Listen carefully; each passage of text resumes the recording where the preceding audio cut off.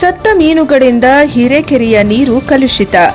ಯಳಂದೂರು ಸಮೀಪದ ಹೊಂಕನೂರು ಗ್ರಾಮದ ಹಿರೇಕೆರೆಯಲ್ಲಿ ನೂರಾರು ಸತ್ತ ಮೀನುಗಳನ್ನು ಕೆರೆಯಲ್ಲಿ ಬಿಟ್ಟಿರುವುದರಿಂದ ಕೆರೆಯ ನೀರು ಕಲುಷಿತಗೊಂಡು ದನ ಕರುಗಳಿಗೆ ಕುಡಿಯುವ ನೀರಿಗೆ ತೊಂದರೆಯಾಗುತ್ತಿದೆ.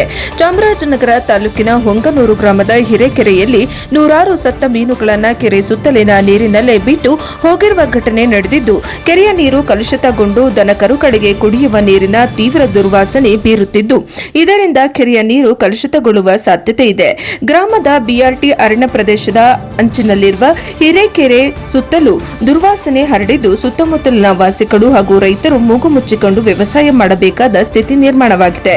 ಬೆಳಗ್ಗೆ ಮತ್ತು ಸಂಜೆ ವೇಳೆ ಹೆಚ್ಚಿನ ಗಾಳಿ ಬೀಸುವ ಪರಿಣಾಮ ಮತ್ತಷ್ಟು ದುರ್ವಾಸನೆ ತೀವ್ರವಾಗಿದ್ದು ತೊಂದರೆ ಉಂಟಾಗಿದೆ ಎಂದು ಗ್ರಾಮದ ಪಂಚಾಯಿತಿ ಮಾಜಿ ಸದಸ್ಯ ಚಾಮದಾಸಯ್ಯ ಹಾಗೂ ಡಾ ಅಂಬೇಡ್ಕರ್ ಯುವಕ ಸಂಘದ ಅಧ್ಯಕ್ಷ ಮಹದೇವಸ್ವಾಮಿ ಪುಟ್ಟಸ್ವಾಮಿ ಸೇರಿದಂತೆ ಇತರರು ಆರೋಪಿಸಿದ್ದಾರೆ. ವರದಿ ಎಸ್ ಪುಟ್ಟಸ್ವಾಮಿ, ಹೊನ್ನೂರು, ಪ್ರಜಾಪವ ಟಿವಿ, ಯಳಂದೂರು. ಹಿರೇಕೆರೆ ನಮ್ಮ ಹೊಂಗನೂರು ಗ್ರಾಮಕ್ಕೆ ಸೇರಿದ್ದು. ಈ ಹೊಂಗನೂರು ಹಿರೇಕೆರೆಯಲ್ಲಿ ಸುಮಾರು ಈ ವರ್ಷ ಅತಿ ಹೆಚ್ಚು ಮಳೆ ಇಲ್ಲದ ಕಾರಣ ಇಲ್ಲಿ ಕೆರೆಯಲ್ಲಿ ನೀರು ಬತ್ತೋಗಿದೆ. ಇಲ್ಲಿ ಮೀನುಗಾರಿಕೆ ಮಾಡ್ತಾ ಇರೋರು ಕೊಳ್ಚಿ ನೀರೆಲ್ಲ ಮೀನೆಲ್ಲ ಸತ್ತು ದುರ್ವಾಸನೆ ಹೊಡಿತಾ ಇದೆ. ಹಾಗೂ ಇಲ್ಲಿ ದನ ಕರುಗಳಿಗೆ ತುಂಬ ತೊಂದರೆಯಾಗಿ ಜಾನುವಾರುಗಳಿಗೆ ದುಃಖ ಪಡೋ ಸ್ಥಿತಿಯಾಗಿದೆ.